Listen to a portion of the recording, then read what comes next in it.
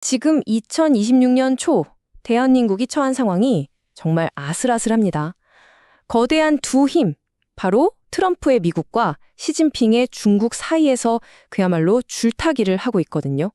오늘 이 복잡한 지정학적 상황을 하나씩 들여다보겠습니다. 최근에 한국과 중국 사이에 아주 역사적인 합의가 하나 있었죠. 겉으로만 보면 와, 정말 좋은 소식이다 싶은데요. 하지만 이게 과연 새로운 기회의 문을 여는 걸까요? 아니면 사실은 더 깊은 함정으로 우리를 이끄는 걸까요? 그 속을 한번 파헤쳐 볼 필요가 있습니다. 자, 이야기는 먼저 서울과 베이징에서 시작됩니다. 지난 몇 년간 정말 꽁꽁 얼어붙었던 양국 관계에 드디어 따뜻한 바람이 불기 시작했거든요. 바로 지난 1월이었죠. 한중 정상회담이 열리면서 관계의 정상화의 신호탄을 쏘아 올렸습니다. 이게 왜 중요하냐면 2016년 사드 사태 이후로 정말 오랫동안 이어져 온 그 긴장 관계에 아주 중요한 변화가 시작된 순간이기 때문입니다. 이번 합의에서 경제적인 규모가 정말 어마어마합니다. 이 숫자 보이시죠? 70조 원. 이게 뭐냐면 원 위안 통화 수합 계약이 연장된 규모인데요. 양국 간의 경제 협력이 얼마나 중요한지를 딱 보여주는 상징적인 숫자라고 할 수 있죠. 근데 단순히 돈 문제만도 아니에요. 한중 FTA 협상에도 속도를 내기로 했고 문화 교류를 꽉 막고 있던 한알령도 단계적으로 풀고 심지어 판다 외교까지 다시 시작한다고 하니까 거의 전방위적으로 관계를 정상화하자 이렇게 약속한 셈입니다. 여기서 한알령이 뭔지 잠깐 짚고 넘어가야겠죠. 이게 뭐냐면요. 중국이 공식적으로는 아니라고 하면서도 한국 드라마나 영화, 케이팝 같은 한류 콘텐츠를 싹 다 막아버렸던 비공식적인 조치입니다. 근데 이게 단계적으로 풀린다는 건 우리 문화 산업에는 정말 가뭄의 단비 같은 소식인 거죠. 자, 그런데 말입니다. 이렇게 서울과 베이징 사이에 훈풍이 불고 있을 때 태평양 건너편에서는 전혀 다른 바람이 불기 시작했습니다. 네, 바로 트럼프 행정부의 귀환, 그리고 그들만의 아주 독특한 외교 방식이 다시 시작된 겁니다. 트럼프 행정부 외교의 핵심 철학, 딱 한마디로 비즈니스적 거래입니다. 이게 뭐냐? 아주 간단해요. 오랜 동맹관계? 이념적 연대? 그런 거보다 당장 우리한테 경제적으로 뭐가 이득이냐? 이걸 최우선으로 따지는 거죠. 모든 외교를 거래로 보는 겁니다. 트럼프의 이 한마디가 정말 모든 걸 말해줍니다. 돈을 내지 않으면 보호하지 않겠다. 와, 동맹의 안보를 마치 돈 내고 쓰는 구독 서비스처럼 여기는 정말 극단적으로 거래적인 관점인 거죠. 이건 뭐랄까, 외교의 무게추가 완전히 한쪽으로 쏠려버린 거예요.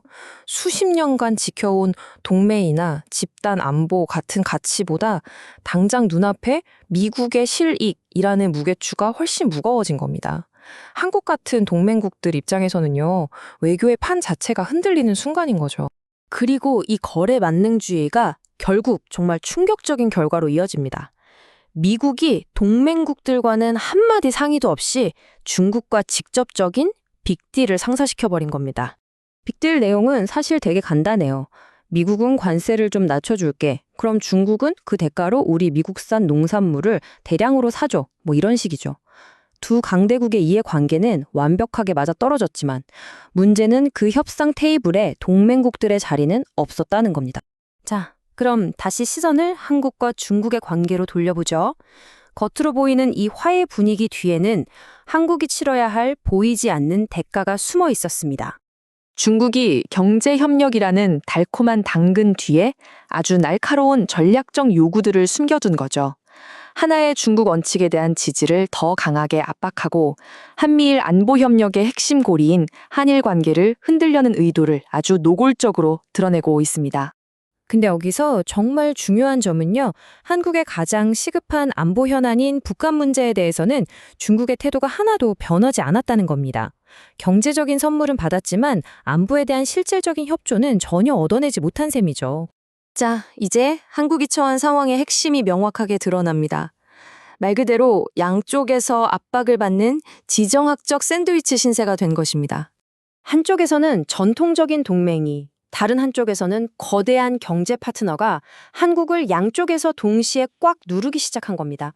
그 구체적인 내용을 한번 들여다볼까요? 샌드위치의 양쪽 방이 바로 이렇습니다. 미국은 방위비를 더 내라면서 안보를 흔들고 중국은 경제를 무기로 우리를 한미일 동맹에서 떼어내려고 합니다. 결국 한국은 그 사이에 꽉 낀 속재료 신세가 되어버린 거죠. 아, 그럼 이 거대한 압박 속에서 한국이 나아갈 길은 대체 뭘까요? 여기서 가교 국가라는 새로운 전략적인 방향이 제시됩니다. 가교 국가라는 게 뭐냐면요. 어느 한쪽에 완전히 휩쓸리지 않고 이렇게 대립하는 세력들 사이에서 다리 역할을 하면서 우리만의 공간, 우리만의 자율성을 만들어 보자는 전략입니다. 이건 선택의 문제라기보다는 생존을 위한 정말 어려운 길이죠. 이 전략은 두 개의 서로 다른 트랙으로 동시에 달려야 합니다. 한쪽으로는 중국과 실용적인 경제 협력을 계속 이어가고요. 다른 한쪽으로는 미국이나 다른 우방국들과 안보, 기술, 그리고 가치를 더 단단히 하는 거죠. 즉, 경제와 안보를 분리해서 접근하는 그야말로 외줄타기 같은 정교한 균형 감각이 필요한 전략입니다. 결국 질문은 이것 하나로 모아집니다. 지금 미국과 중국이라는 두 거대한 대륙이 점점 더 서로에게서 멀어지고 있는데 과연 그 사이에 다리를 놓는다는 것이 가능하기는 한 걸까요? 이것이 바로 2026년 대한민국이 정면으로 마주한 거대한 질문입니다.